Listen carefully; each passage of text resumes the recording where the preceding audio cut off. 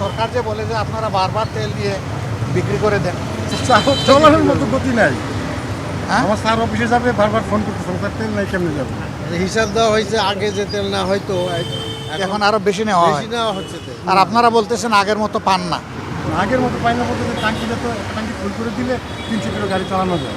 তো সেখানে দিলে তো আমরা আসছিলাম, আমরা কষ্ট তো করে। এখন আমরা কারে বিশ্বাস করব, সরকারে না আপনাদেরকে?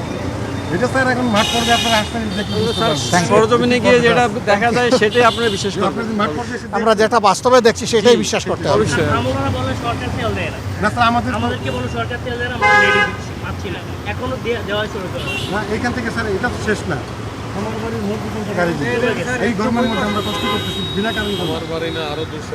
ভাই মোটরসাইকেল একটু থামবেন, কষ্ট দিলাম ভাই, না না, আপনাদের কষ্ট কমাইতে পারলাম না, বাড়াইয়া দিলাম কিছু। দোয়া অবশ্যই আছে, আমাদের মন কান্দে, দেখি কি করতে পারি, আমরা আওয়াজ তুলতে পারবো ইনশাল্লাহ।